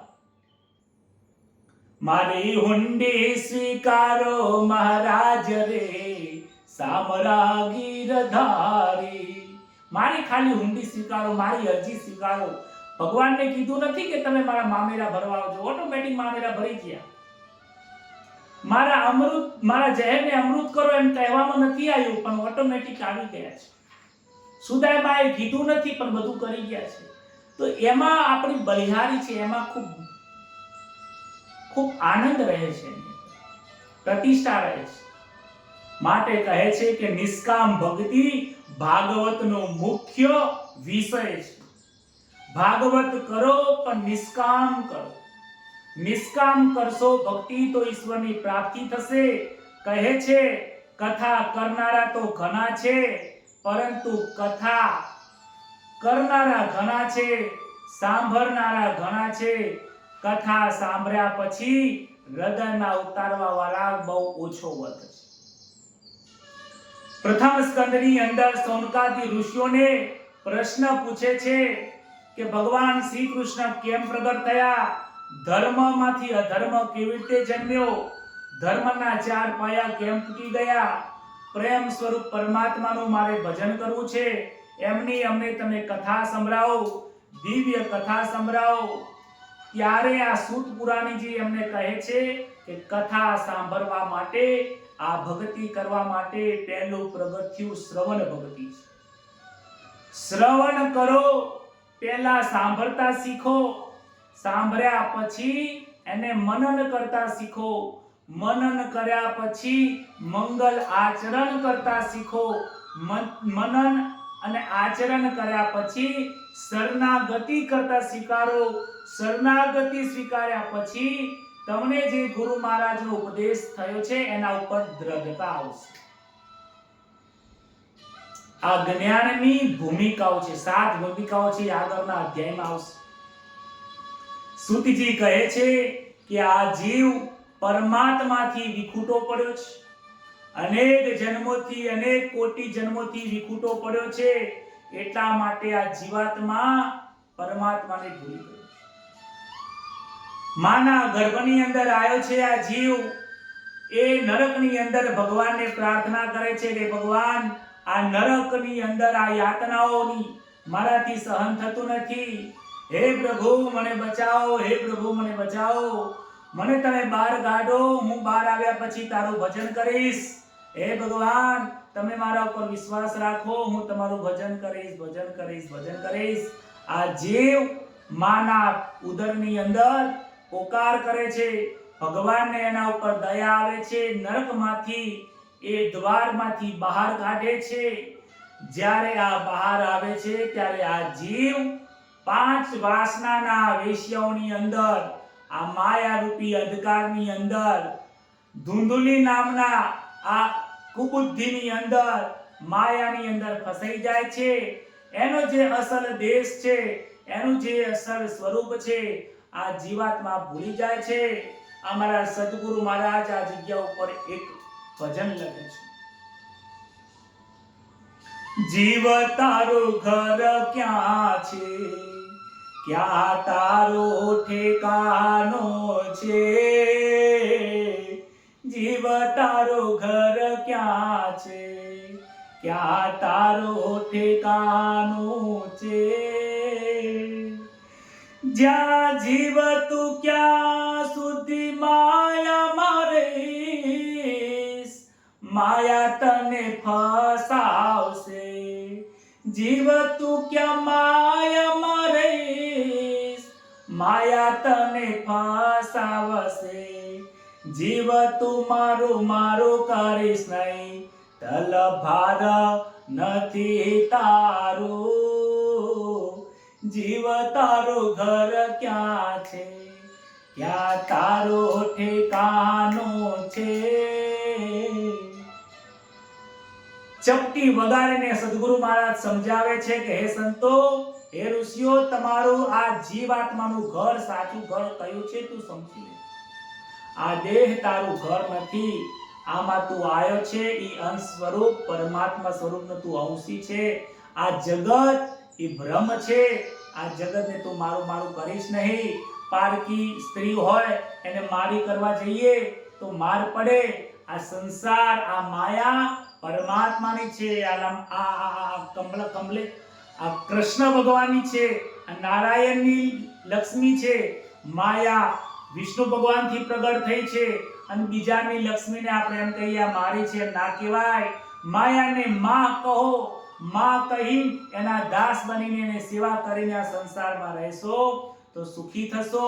કારણ કે આપણે સૌ જાણીએ છીએ કે આટલો રતિ ભાર પણ આપણું નથી.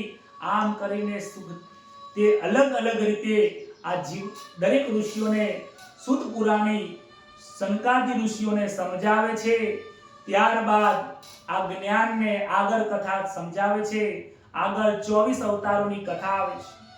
કહે છે કે ભગવાન પરમાત્મા જીવાત્માને આનંદ કરવા માટે, જીવાત્માના સુખ માટે, જીવાત્માને સુખી કરવા માટે ભગવાન દરેક વખતે યુગે યુગે અવતારો ધારણ કરે છે.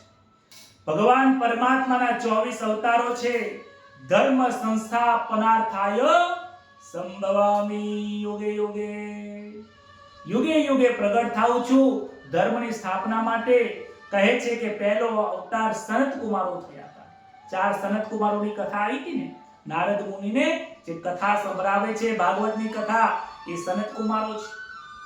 બીજો અવતાર વરાહ ભગવાનનો છે, જે પૃથ્વી બહાર કાઢે છે. વરાહ ભગવાનનો થયો છે. ત્યારબાદ ત્રીજો અવતાર નારદજીનો છે, જે ભક્તિ અને જ્ઞાનનો અધિષ્ઠાન છે. ચોથો અવતાર નરનારાયણ, પાંચમો અવતાર કપિલ નારાયણ, છઠ્ઠો અવતાર દત્તાત્રેય, જે ભક્તિ જ્ઞાન વૈરાગ્યનું પાઠ આપે છે. સાતમો અવતાર યજ્ઞ નારાયણનો છે. આઠમો ઋષભદેવ, નવમો પૃથુરાજા, 10મો મત્સ્ય નારાયણ. 11મો અવતાર કૂર્મનો, 12મો ધન્વંતરી ભગવાન, 13મો અવતાર મોહિની નારાયણનો અવતાર થયો છે. વિચાર કરો, ભગવાન સ્ત્રીનું પણ સ્વરૂપ ધારણ કરે છે. 14મો અવતાર ઋષિ ભગવાન, જે ભક્તની કૃપા ભક્ત પ્રહલાદના માટે અવતાર ધારણ કર્યો હતો. 15મો વામન અવતાર, 16મો પરશુરામ, 17મો વ્યાસ નારાયણ, જેમને 18 પુરાણની કથા અને જે આ કથા સાંભળીએ છીએ એના રચયિતા વ્યાસ નારાયણ પણ ભગવાનનો અવતાર છે. પછી 17મો વાસનારાયણ, 18મો રામજી, જે મર્યાદા પુરુષોત્તમ ધર્મનું જ્ઞાન આપે છે. 19મો ભગવાન શ્રી કૃષ્ણનો છે. રામ અને કૃષ્ણ એ પૂર્ણ અવતાર છે. 20મો અવતાર હયગ્રીવ, 21મો શ્રીહરિ, 22મો હંસ, 23મો બુદ્ધ અવતાર થયો છે. 24મો અવતાર આ કળિયુગનો જ્યારે પૂર્ણ થશે ત્યારે એના કળિયુગના અંતમાં કલ્કી અવતાર થશે અને ધર્મની તેઓ સ્થાપના કરશે. સુખદેવજી સુતજી કહે છે કે સુખદેવજી પરીક્ષિત રાજાને જ્યારે કથા સંભળાવતા હતા, પરીક્ષિતના રાજાની ઉપર જ્યારે વરદ હસ્ત મૂક્યો હતો અને આશ્વાસન આપીને જ્યારે જોડે કથા સંભળાવતા હતા, ત્યારે સુખદેવજી મહારાજે મને પણ પોતાની પાસે બોલાવ્યો. હે ઋષિઓ, ભગવાન સુખદેવજી મહારાજે મને એમની પાસે બોલાવ્યો. મને એમની પાસે બેસાડીને એમણે જે કથા સંભળાવી હતી તે કથા હું આજે તમને સંભળાવું છું. સૌનકાદી ઋષિઓ કહે છે કે ભાગવતની રચના શા માટે કરી? વ્યાસજીએ ભાગવતની રચના કેમ કરવી પડી? સુખદેવજી મહારાજના ત્યાં વખાણ કરીને કહે છે કે સુખદેવજી મહારાજની દિવ્ય દ્રષ્ટિ હતી. સુખદેવજી મહારાજ બ્રહ્મજ્ઞાની હતા, નિર્દોષ હતા. એમની દ્રષ્ટિ બ્રહ્મ દ્રષ્ટિ હતી. વાસના અને વિકારનું વસ્ત્ર તો એમણે ધારણ કર્યું જ નથી. આ વસ્ત્ર ક્યારે પહેરવા પડે? જ્યારે શરીરમાં વિકાર સૂક્ષ્મ રહેલો હોય ને ત્યારે. એનું એક ઉદાહરણ આપે છે કે જ્યારે એક વખત અપ્સરાઓ નદીમાં સ્નાન કરી રહી હતી અને ત્યાંથી સુખદેવજી મહારાજ નગ્ન અવસ્થાએ દિગંબર હતા, એમના કોઈ વસ્ત્રો પહેરેલા નહોતા, ત્યાંથી નીકળ્યા અને અપ્સરાઓ તે સુખદેવજી મહારાજને નિહાળે છે, દર્શન કરે છે અને ત્યાં સ્નાન કરવાની ક્રિયા ચાલુ રાખે છે. અને ત્યારબાદ ત્યાંની એમની પાછળ હે પુત્ર કરતા કરતા એમની પાછળ વ્યાસ મુનિજી ત્યાંથી પસાર થાય છે. વ્યાસ મુનિ પોતે વસ્ત્ર પહેરેલા છે, એમની પોતાની વૃદ્ધ અવસ્થા છે, પરંતુ એમને જોઈને આ અપ્સરાઓ શરમાઈ જાય છે, જલ્દીથી પોતે વસ્ત્ર ધારણ કરી. આ જોઈને વ્યાસજીના મનમાં પ્રશ્ન ઉભો થાય છે અને અપ્સરાઓને આવીને પૂછે કે તમે આવું કેમ કર્યું?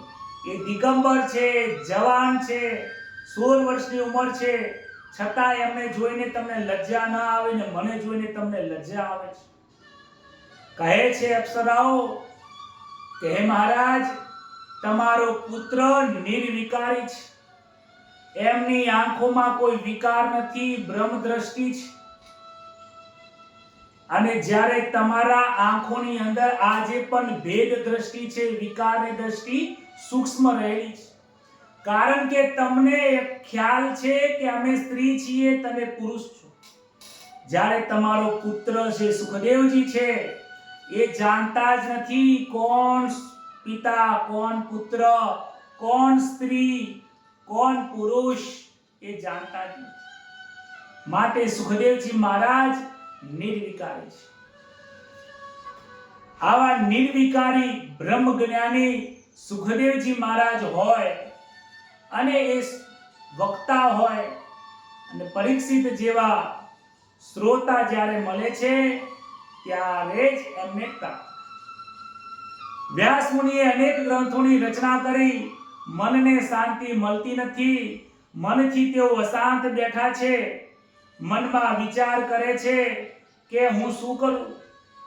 ભગવાન નારાયણને પ્રાર્થના કરે છે ત્યારે ભગવાન વિષ્ણુ નારદજીને ભક્તિના આચાર્ય છે ને એટલા માટે વ્યાસ મુનિની પાસે મોકલે. નારાયણ નારાયણ કહીને વ્યાસ મુનિની પાસે આવે છે અને કહે છે કે હે પ્રભુ, તમારા મુખ ઉપર આટલું ઉદાસી કેમ દેખાય છે? વ્યાસજી કહે છે કે શાસ્ત્ર તો ઘણા બધા લખ્યા, પરંતુ એ લખ્યા પછી મારા મનમાં હજી પણ હું અશાંત છું. શાસ્ત્ર લખ્યા પછી મને આનંદ થતો નથી. અનેક વેદ વેદાંતના મેં બ્રહ્મસૂત્રો લખ્યા, પણ મને ન જાણે કેમ હૃદયમાં પ્રેમ કે આનંદ થતો નથી. નારદ મુનિ થોડા મલકાય છે. હે પ્રભુ, હું તમને શું સમજાવું? તમે ખુદ પરમાત્માના નારાયણના અવતાર છો. આ તો તમે મને પ્રશ્ન પૂછો છો. મારી પાસે જ્ઞાન જાણી જોઈને તમે મને બોલાવવા માંગો છો. તમારી મારા ઉપર એટલી બધી ઉપકાર છે, મને મોટો કરવા માટે તમે પ્રશ્ન પૂછો છો. છતાં પણ તમે પૂછ્યું એટલે કહું છું કે હે વ્યાસ મુનિજી, તમે અનેક શાસ્ત્ર લખ્યા, વેદ વેદાંતો લખ્યા, એ બધા એટલા બધા અઘરા છે કે એ પામર મનુષ્ય સમજી શકે એમ નથી. માટે હવે તમે એક એવા ગ્રંથની રચના કરો જે સામાન્યમાં સામાન્ય વ્યક્તિઓ હોય એ સમજી શકે, હૃદયમાં ઉતારી શકે. તમે અનેક કથાઓ લખી, અનેક દ્રષ્ટાંતો, બ્રહ્મસૂત્ર લખ્યા. તમે જે આનંદ આપવાની જે કથા છે, પ્રેમની જે કથા છે, જે અમર કથા છે, એના વિશે તમે લખ્યું નથી. તમે મહાભારતની જેવી કથાઓનું રચન કરી દીધું, પરંતુ એમાં રહેલા કૃષ્ણ ભક્તિના પ્રેમનું તમે વિસ્તારથી વર્ણન નથી કર્યું. માટે કૃષ્ણની ભક્તિનું તમે વિચાર વિસ્તાર કરો, એમનો ગ્રંથ બનાવો, પ્રેમાનંદનો ગ્રંથ બનાવો. વ્યાસ મુનિજી કહે છે તો કે હું ગ્રંથની શરૂઆત હું કેવી રીતે કરું? તમે બોલો એ પ્રમાણે હું લખું. નારદ મુનિ હસે છે કે મહારાજ, તમે મારી કસોટી ના કરો. પરમાત્મા, પ્રેમ રૂપી પરમાત્મા દરેકના હૃદયમાં બિરાજમાન છે. તમે સમાધિ લગાવો, આંખો બંધ કરો, અને આંખો બંધ કર્યા પછી તમે વિચાર કરશો તો તમને ભગવાનની પ્રાપ્તિ થશે. તમને આના ઉપર હું મારો પોતાની એક કથા છે તમને કહું છું. નારદ મુનિ કહે છે કે ભગવાન શ્રી કૃષ્ણની કથા સાંભળવાથી મારા જીવનમાં ઘણો બદલાવ આવ્યો છે.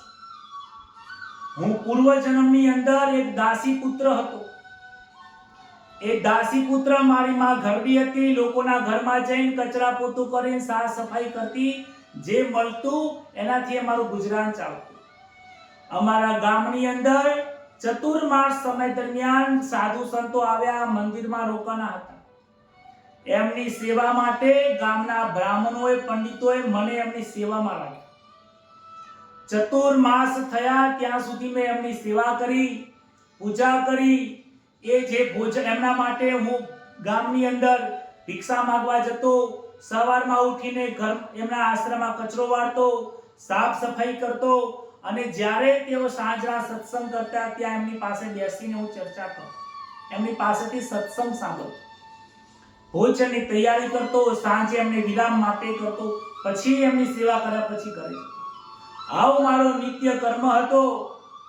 એક દિવસ એ સાધુ સંતો ભગવાન શ્રી કૃષ્ણના બાલ લીલાઓ ગાઈ રહ્યા હતા. એ બાળ લીલાઓ જ્યારે ગાતા હતા, એ પ્રેમની કથાની અંદર મારું મન તરબોળ થઈ ગયું. સંતો એવી કથા કરતા હતા, ભગવાન નાના હતા ત્યારે માખણની ચોરી કરે છે, ભગવાન ચોરી કરતા હતા, ભગવાન માખણ ખાય છે, ભગવાન શ્રી કૃષ્ણ નાના હતા ત્યારે ઘરે ઘરે જઈને બાળકોને રવડાવે છે, અરે ગોપીઓને વખા પાડે છે, પ્રેમની લીલાઓ બાળપણની અંદર કરી છે. ભગવાને ગોવર્ધન લીલા કરી છે. ભગવાને અનેક પ્રકારના જે કંસના મોકલેલા જે એમના રમકડા હતા એમનો વધ કર્યો છે. અરે કૃષ્ણને ભગવાને માતાજી એક વખત રસ્સીથી બાંધવા ગયા હતા તો એ બંધાતા નતા. જેટલી વખત આખા ગામની રસ્સી ભેગી કરે 2 આંગળ ઓછી પડે. આખા ગામની રસ્સી ભેગી કરે 2 આંગળ ઓછી પડે. પરંતુ એ 2 આંગળ એ પ્રેમની રસ્સી હતી. એ પ્રેમની 2 આંગળ રસ્સી ટૂંકી પડતી. તમને શું કહું, જ્યારે એ મને કથા કરતા હતા, સંત જ્યારે બાળ લીલા કરતા હતા, મારું મન એમાં એકદમ આનંદ અને પ્રફુલ્લિત રહેતું. હું એ ભગવાન શ્રી કૃષ્ણની લીલામાં એટલો તન્મય થઈ જતો હતો કે હું ભૂલી જતો હતો કે મારે કોઈ સેવા કરવાની છે. આમ સેવા કરતા કરતા કરતા ચતુર્માસ પૂરો થયો. સંતો જવાની વિદાય લેતા હતા. હે વ્યાસ મુનિજી, તમને હું શું કહું, જીવનમાં 2 વખત દુઃખ આવે છે. જ્યારે કોઈ કુસંગી આપણા જીવનમાં આવે ત્યારે મને દુઃખ થાય છે, અને જ્યારે મારા જીવનમાંથી કોઈ સંત જાય છે ને મહારાજ, ત્યારે મને બહુ દુઃખ થાય છે. કુસંગી મળે તો દુઃખ થાય અને સંતોનો સંગ જાય ત્યારે દુઃખ થાય છે. 4 મહિના સુધી ચતુર્માસ દરમિયાન મેં સેવા કરી અને જે ભગવાનનો કથા શ્રવણ કરી એમાં મને જે આનંદ આવ્યો, મેં સાધુઓને કહ્યું કે તમે મને મારી સાથે લઈ જાઓ. સાધુઓ કહે છે, બેટા તારે ઘર છોડવાની જરૂર નથી, તારી ઉપર હજી એક જવાબદારી છે, તું માની ભક્તિ કર. તારી પાસે જે માં છે, માની સેવા કરવી પડશે. કારણ કે માતૃ ભક્તિ છોડીને, પિતૃઓની ભક્તિ છોડીને ઘરના સંસારમાં તમને મળેલી જે જવાબદારી છે, પિતા તરીકેની જવાબદારી છે, એ છોડીને ભગવા ધારણ કરીને ભજન કરવા જવું એ યોગ્ય નથી. માટે તું સારી રીતે તારી જવાબદારી પૂર્ણ કર. મહારાજને કહે છે, મને કોઈ ગુરુ મંત્ર તમે આપો. મહારાજ એમને ગુરુ મંત્ર આપે છે, હરે રામ રામ રામ હરે હરે, હરે કૃષ્ણ કૃષ્ણ કૃષ્ણ હરે હરે. ગુરુ મંત્ર આપે છે. 24 શબ્દનો આ મંત્ર ડોંગરેજી મહારાજ, આમને આ મંત્ર ખૂબ ગમતો. એમના ભજનમાં, ડોંગરેજી મહારાજની કથામાં હંમેશા માટે આ ધૂન હંમેશા માટે રહે. મને પણ એ ધૂન બહુ વાલી છે. જ્યારે જ્યારે હું સવારમાં ભજન કરું, કીર્તન કરું, આ ધૂન મારા હૃદયને તલ્લીન કરી નાખે. મોર જેમ વરસાદ આવે નાચવાનું મન થાય ને, એ રીતે મને પણ મંજીરા લઈને સવારમાં નાચવાનું મન થાય. આ ધૂન એટલી બધી મને બહુ પ્રિય છે. આ મંત્ર જ્યારે આપે છે નારદ મુનિ, જ્યારે આ મંત્ર નારદ મુનિ કહે છે કે એ જ્યારે મને મંત્ર પ્રાપ્ત થયો, કહે છે કે મને ગણતા આવડતું નથી, ગણતરી. ત્યારે કહે છે, બેટા તારે ગણવાની જરૂર નથી, ગણવા માટે મારો સાક્ષાત પરમાત્મા બેઠા છે. એટલે આ ભગવાન તને આપે છે તો ભગવાન ગણીને આપતા નથી, તો તું શા માટે ગણીને ભગવાનને આપે છે? તું ગણતરી કરીશ તો તારો સ્વાર્થ છે. ભગવાનના ભજનની ક્યારે ગણતરી કરશો નહીં, ભગવાનના નામના સ્મરણની ક્યારે ગણતરી કરશો. હા, કોઈ અનુષ્ઠાન કરતા હોય 10,000, 20,000, 21,000, 1 કરોડ, તો ગણતરી કરવી જરૂરી છે, કારણ કે સકામ કર્મ છે. નિષ્કામ કર્મની અંદર ક્યારે ગણતરી કરશો નહીં. કહે છે કે સાધુઓ ગયા છે, દુઃખ બહુ થયા છે.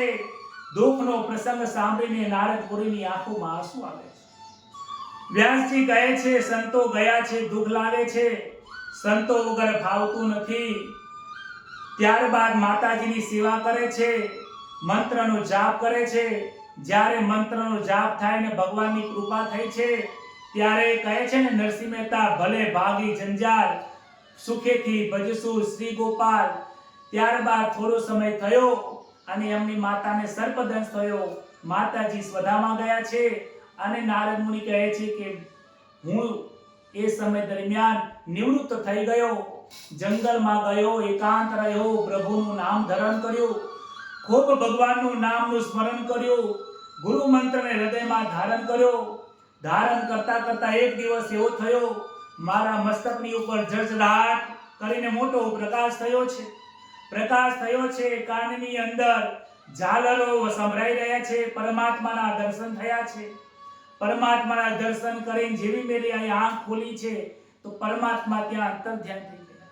આંખોમાંથી અશ્રુધારા આવે છે. જીવાત્મા એ સમય બહુ રડે છે, ભગવાન હે પ્રભુ તમે ક્યાં ગયા, મને છોડીને ક્યાં ગયા? આકાશમાંથી એ સમય દરમિયાન આકાશમાંથી આકાશવાણી થઈ કે હે હરિદાસ, એમનું નામ હરિદાસ હોય છે, હે હરિદાસ તું ચિંતા કરીશ નહીં, આ જન્મની અંદર તને ભગવાનની પ્રાપ્તિ નહીં થાય, કારણ કે હજુ પણ તારા મનની અંદર સૂક્ષ્મ વાસનાઓ છે.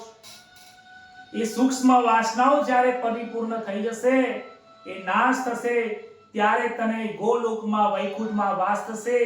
અને બીજા જન્મની અંદર મેં ભગવાનના નારાયણના ચરણ કમલમાં વાસ થયો અને મારું નામ ત્યાં નારદ પડ્યું છે. નારદ બનીને ભગવાન વૈકુંઠમાં હું ભગવાનનું ભજન કરું છું. વૈકુંઠમાં ગયો ત્યાં શ્રી રાધાજી અને કૃષ્ણ ત્યાં બિરાજમાન છે. જ્યાં કૃષ્ણ અને રાધાજી બિરાજમાન હોય ત્યાં મેં વંદન કર્યા છે. મારા વંદનથી કૃપા કરીને મને મારી માએ શ્રી રાધાજીએ એક મને ગિફ્ટ આપી છે, એક ભેટ આપી. તમે જોઈ શકો છો આ જે વીણા છે ને એ મને મારા શ્રી રાધાજી મૈયાએ આપી છે. મૈયા કહે છે કે તમને તમારા ભગવાન વિઠ્ઠલ નારાયણ બહુ પ્રિય છે ને, આ વીણાથી તમે હંમેશા માટે નારાયણ નારાયણ કરજો. આજે પણ લોકોના જનહિતાર્થે જ્યાં જ્યાં પણ જાઉં છું નારાયણ નારાયણ કરું છું. જનહિના હિતાર્થે ભગવાનની આ કથા સાંભળીને મને જે આનંદ થયો, જે પ્રેમની પ્રાપ્તિ થઈ, આ પ્રેમના સાગરમાં હું તરબોળ થઈને ગોલોકમાં ગઈને વૈકુંઠમાં મારો વાસ થયો. હે વ્યાસ મુનિજી, તમે આવી કોઈક ગ્રંથની રચના કરો, આવ્યા કોઈ ગ્રંથના પ્રેમની ગ્રંથની તમે રચના કરશો તો બધું જ તમને પ્રાપ્ત થશે, તમને આનંદ થશે. આનંદની કથાથી તમે ખૂબ સુખભર બની જશો. એ પ્રાપ્ત કર્યા પછી તમને કોઈ પ્રાપ્ત નહીં કરે. નારદ મુનિનું વચન સાંભળી વ્યાસ મુનિજીને એ કથાની અંદર ખૂબ સમાધિ લાગી છે. આંખો બંધ કરી છે, પ્રાણાયામ કરીને મનને ભગવાનના અંદર લગાવ્યું છે. પરમાત્માનું શ્રી કૃષ્ણનું ધ્યાન કર્યું. જે પરમાત્માનું ધ્યાન કરે છે, શ્રી કૃષ્ણનું ધ્યાન કરે છે, બસ એને પ્રેમ સિવાય બીજું દેખાતું નથી. વ્યાસ મુનિના હૃદયમાં પણ પ્રેમનો ઉભરો આવ્યો છે, પ્રેમની ધારા સલકાઈ છે અને 18,000 શબ્દોની અંદર શ્રીમદ ભાગવત પુરાણની રચના થઈ છે. બોલો શ્રી ભાગવત ભગવાન કી જય. કૃષ્ણ કનૈયા લાલ કી. વ્યાસ મુનિજીએ 18,000 શ્લોકની અંદર આ ભાગવતનો ગ્રંથ બનાવ્યો છે. ભાગવતનો ગ્રંથની રચના કર્યા પછી એમને કોઈ ચિંતા થતી નથી. આનંદ આનંદ ને આનંદ. ભાગવતની કથા મારો પોતાનો અનુભવ કહું, મેં અનેક પ્રકારની કથાઓ પુરાણોનું પઠન પાઠન કરું છું, પણ સદગુરુ મહારાજની પાસે જાઓ તો હું એક ખાસ વાત કરું છું કે મેં આ પુરાણ વાંચ્યું, પણ જ્યાં સુધી ભાગવત ન વાંચું ને ત્યાં સુધી મને ખરેખર અંતરમાં આનંદ નથી થતો, અંતરમાં પ્રેમ થતો નથી, કારણ કે પ્રેમ સ્વરૂપ આ ભાગવતની કથા છે. આવો આજે બીજા દિવસની કથાની અંદર આ ભાગવતના આજની કથાને શ્રી રાધા કૃષ્ણના ચરણની અંદર અર્પણ કરીને ભગવાન શ્રી કૃષ્ણને વંદન કરીને આ કથા એમના ચરણમાં અર્પણ કરીએ છીએ. આપ સૌ લોકો બહુ શાંતિથી આ કથા સાંભળો છો, આનંદથી કથા સાંભળો છો. મને પણ આનંદથી આ કથા કરવાનો આનંદ થાય છે. જેમ જેમ આપણા દિવસો વધશે એમ જેમ આ કથાઓ આગળ વધતી જશે, ભગવાનના નામનું ધ્યાન કરીએ, કીર્તન કરીએ. હરે રામ રામ રામ હરે હરે. બોલો હરે રામ રામ રામ હરે હરે. હરે કૃષ્ણ કૃષ્ણ કૃષ્ણ હરે હરે. હરે રામ રામ હરે હરે. હરે કૃષ્ણ કૃષ્ણ કૃષ્ણ હરે હરે. બોલો શ્રી કૃષ્ણ કનૈયા લાલ કી જય. સુખદેવજી મહારાજ કી જય. ભાગવત ભગવાન કી જય.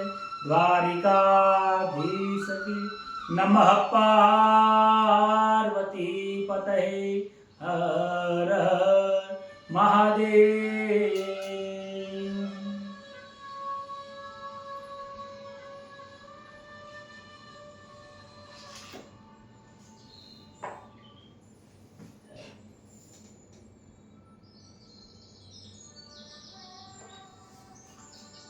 સૌ સંતોને જય શ્રી કૃષ્ણ. આજની કથા બીજા દિવસ હતો. બહુ આનંદની કથા હતી.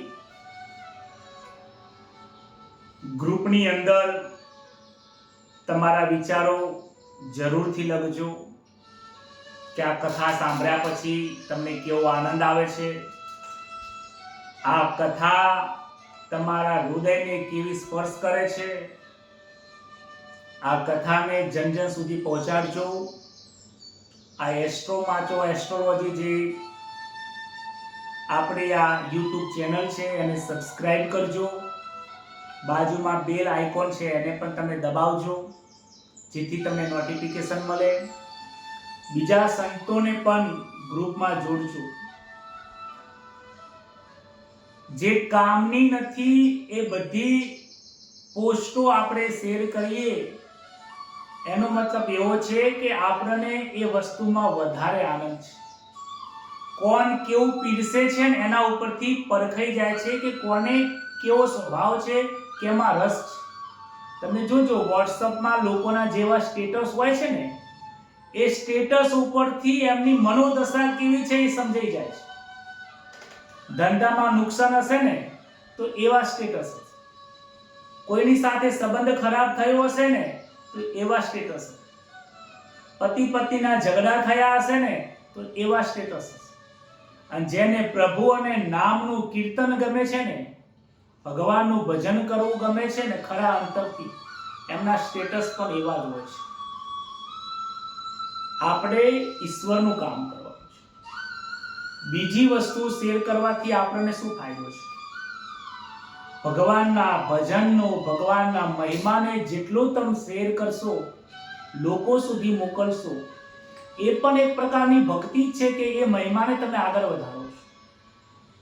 બસ તમારા વિચારોને રજૂ કરજો. આ રીતે કથા સાંભળતા રહેજો. અને હા, ખાસ એક વાત કહેવાની કે દરરોજ આપણે કથા પૂર્ણ થયા પછી એક પ્રશ્ન લઈશું. તમારા મનમાં કોઈ પણ પ્રકારનો આધ્યાત્મિક સવાલ હોય, પ્રશ્ન હોય તો કોઈ પણ પ્રકારની ચિંતા કર્યા વગર મને પ્રશ્ન પૂછી શકશો.